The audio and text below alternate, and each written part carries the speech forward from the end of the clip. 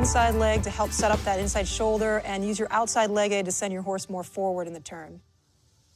Yep, sure. I don't know what she's talking about.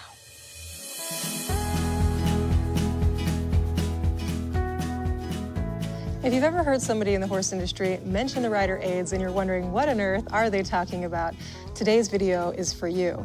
I'm going to be talking about some tips about the rider aids. I'm going to be talking about what they are, where they are, a little bit about how to use them, and lastly, I'm going to be giving you some tips on how to improve them at the end of this video.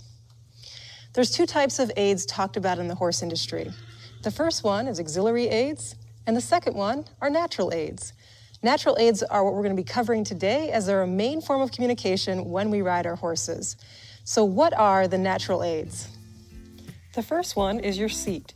Your seat's main responsibility is to follow the motion of the horse. Our second one is our legs. On the left, my leg is off, and on the right, my leg is on. Our third one is our reins. Here I have an example of an opening rein and a direct rein, and I did a whole video covering this topic. When we're using our natural aids, we always want to use them in the same order. And that order is first our seat, then our legs, and lastly our reins. Using them in this order allows us to be able to communicate more clearly to our horse and have a more positive riding experience. So an example of this would be, let's say I want Legend to move his hip away from my left leg here so he's facing you. So I'm going to start with my seat, put some weight in my left seat bone, put my left leg on him here, lift up my left rein, and he's going to turn so he's facing you. Good job, buddy.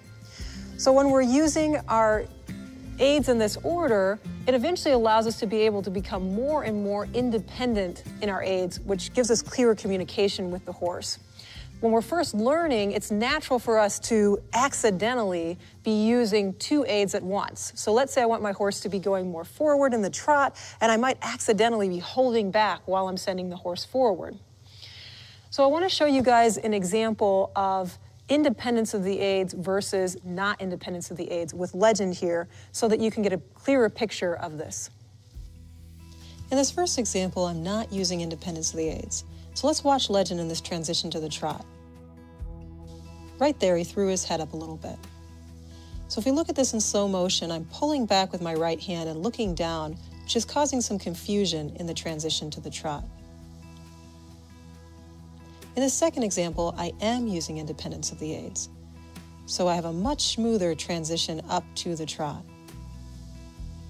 If we look at this in slow motion, I'm using my seat and legs independent of my hands, so my hands are much quieter. So we know this is an important skill, but how do we improve it? I'm going to show you a simple exercise that's helped me out and hopefully will be a help to you on improving your independence of your aids. The first step of this exercise is just switching hands. This is just helping me to develop more awareness of riding off of my seat. And now I'm going to take my stirrups away, which is going to further my ability to focus in on balancing off my core and using my seat more effectively. And then to up the level of difficulty, I'm just picking up to the trot and doing the same exercise at the trot.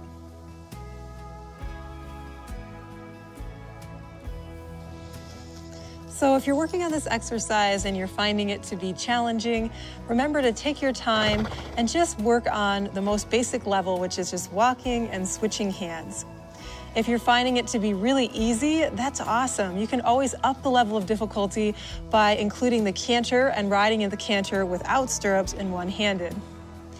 This is a really basic exercise. There's many more exercises we can do to work on independence of the aids, but I find this exercise to be a really useful one and a great place to start if you're practicing this.